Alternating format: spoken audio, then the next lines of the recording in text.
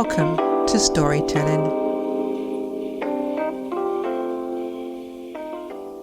When a person is diagnosed with dyslexia, the focus at the time is on what that person is unable to do, as opposed to the strengths of what that person can do. Today's guest is a public speaker, author and entrepreneur. He focuses on the empowerment of those with dyslexia and has formed a weekly chat group entitled The Rise of the Empowered Dyslexic. Sharing his story, please welcome Trevor Henderson. Hello, Trevor, and welcome to the podcast. Thank you for the invite, Debbie. Trevor, you head a group called The Rise of the Empowered Dyslexic. Can you tell us, when did you discover that you had dyslexia and why did you start the group? Interesting question, Debbie. Thank you.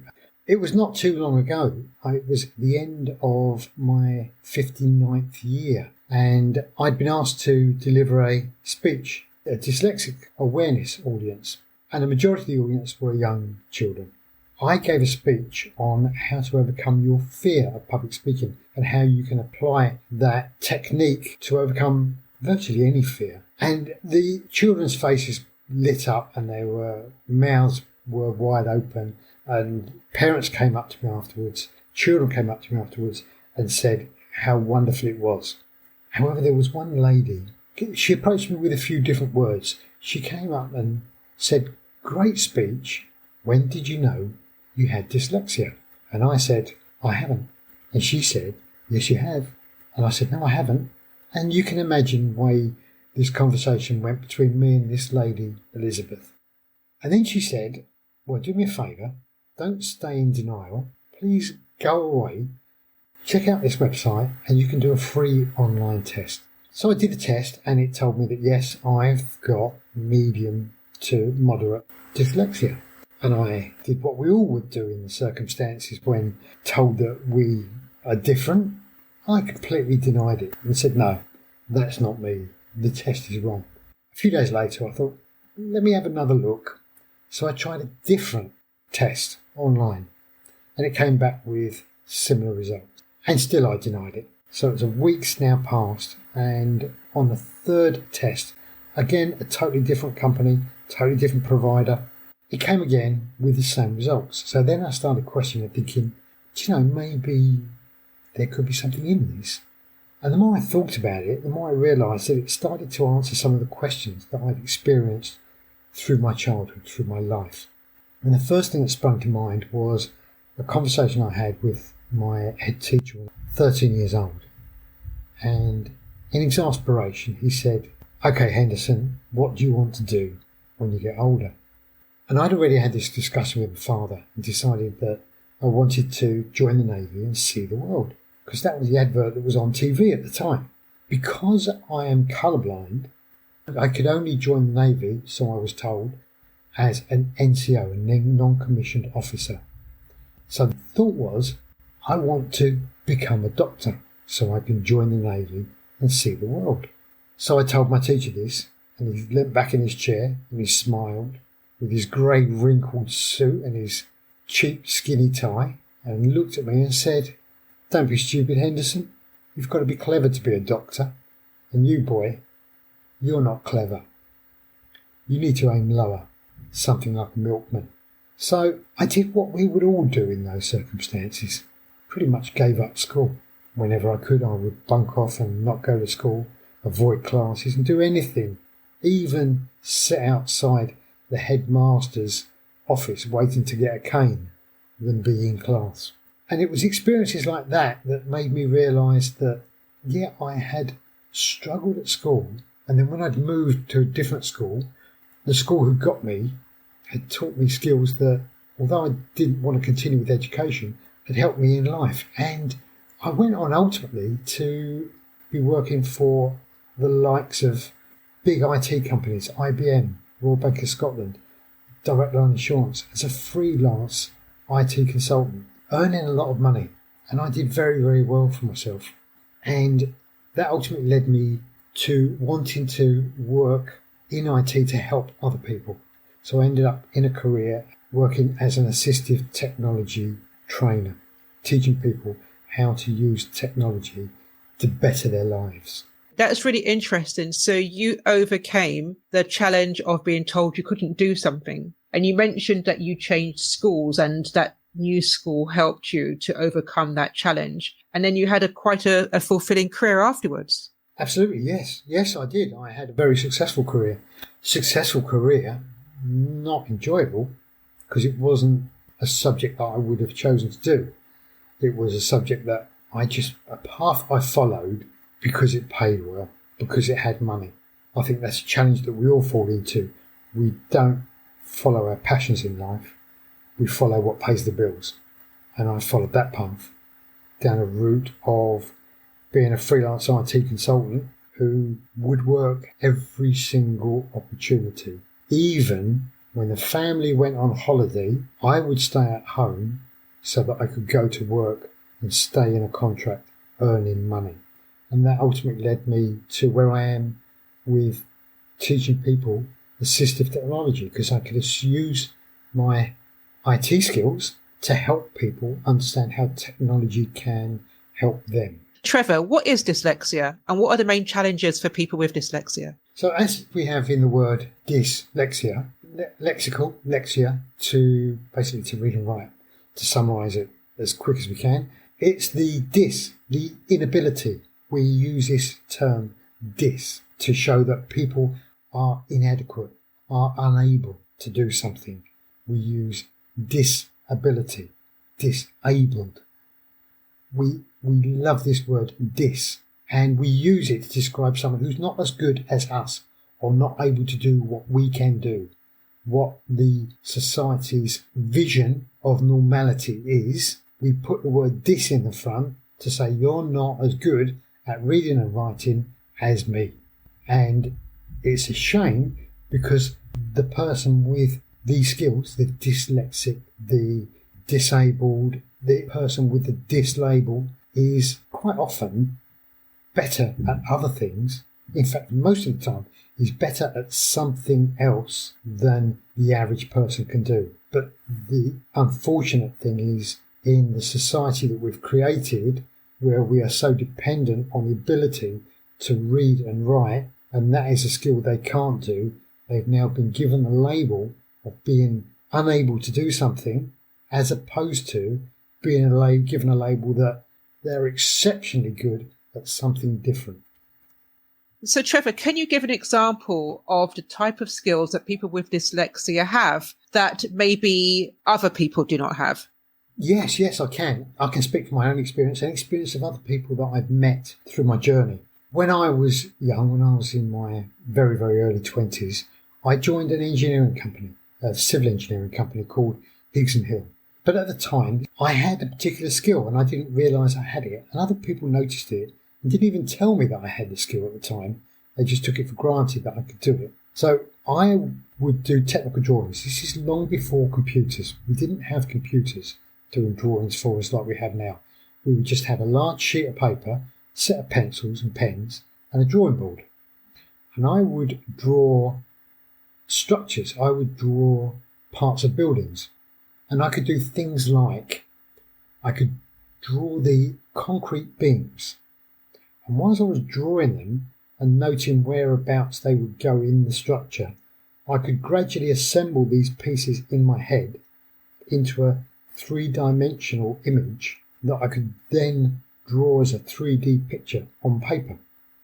Now, I just took it for granted that everyone at the time could do this and that they were giving me the jobs to do it because they didn't want to do it.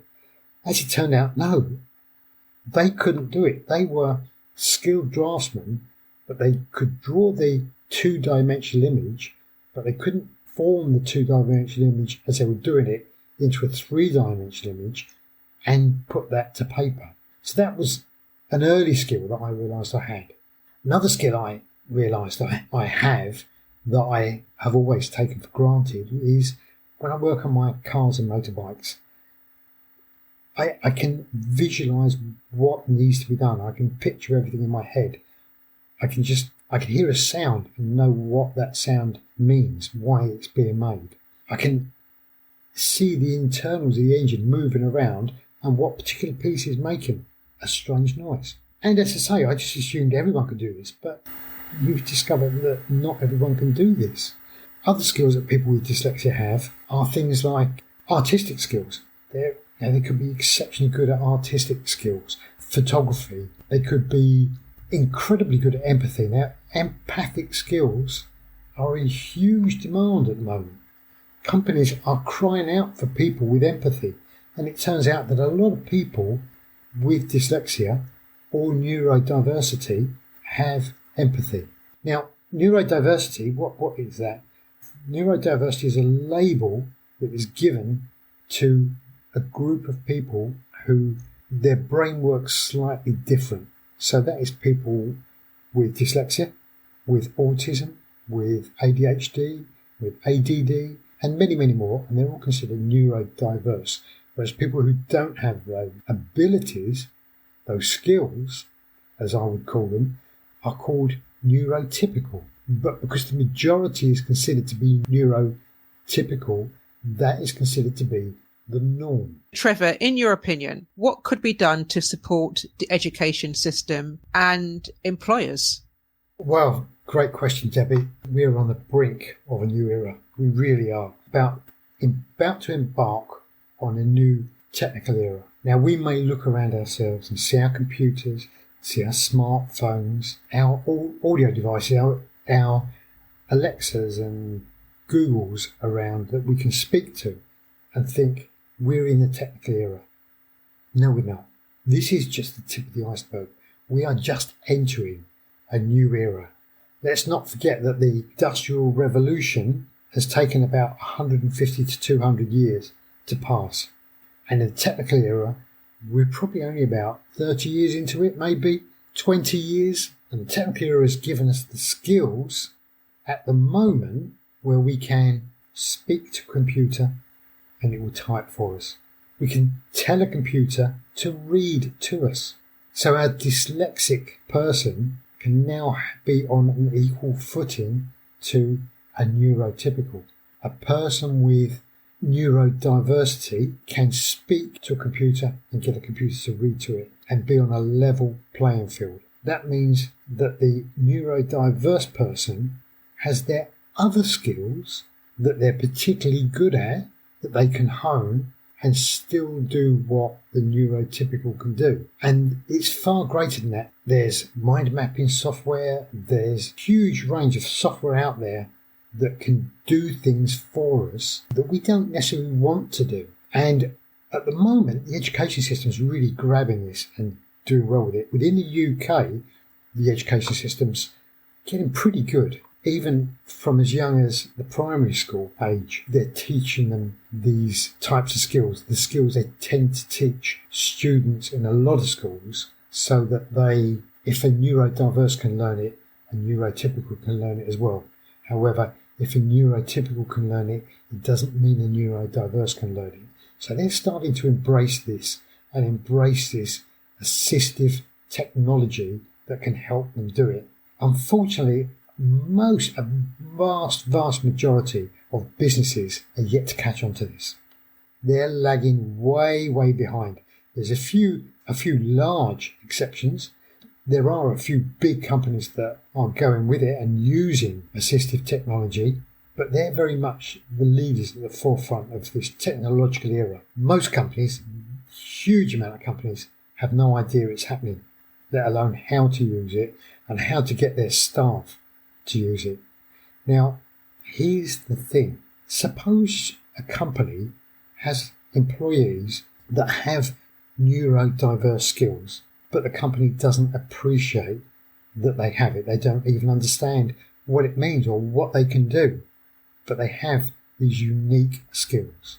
But because they haven't embraced the technology, they've got them struggling to do the things they're not good at. Imagine if they could be freed up to no longer be chained to that keyboard and free to allow their minds to do the creative work that they should be able to do, that they can do. Not many people realise that the British Secret Service, GCHQ, actively recruit neurodiverse people because they think different and they can see the value in their thoughts and their skills. Now, how would a company benefit from that? How could they benefit from that and become better than their competitors because they've got someone who has unique skills in 3D visualization, in empathy, in artistic thought, in creative thought, in creating ideas that people have never even dreamt of? And if you doubt that there are those people out there, and if anyone's unsure of who these people could be, Richard Branson's probably the most famous in the UK. And there are hundreds and upon thousands of successful neurodiverse people. Now, here's an interesting fact. Around about 10% of people are estimated by the British Dyslexic Association to have dyslexia. However, it's also estimated that in excess of 20% of entrepreneurs have dyslexia. So 20% of the Richard Branson types out there. Imagine you're pitching to an entrepreneur. The likelihood is you could be pitching to another Richard Branson. If you haven't got someone that can empathise with his thoughts, his brain patterns, the way he works, then you're at a loss. You are now losing out. As we start entering a new technical era, we're going to see huge changes in the world. And we're going to see the education starting to adopt this more and more. And over time, we will start to see businesses also adopt this new technical era. But we have to be very, very careful. We have to be careful that where we've, in the past, the person that cannot read and write as a beginner given a dys label, the person that cannot do something has been given a dys label. We have to be careful that the person who cannot grasp the technical age is not called dystechnical and cast aside. We have an opportunity to create a new world, a new era, a new technical era. And we have to be careful that we don't model that new era on the dystopia that we've created, but instead create a new utopia where everyone is equal. Trevor Henderson, thank you very much for your time. Thank you very much, Debbie. We all have strengths and weaknesses, so let's empower each other by allowing our strengths to shine through. If dyslexia has affected you or someone you know, then please follow the links in the show notes.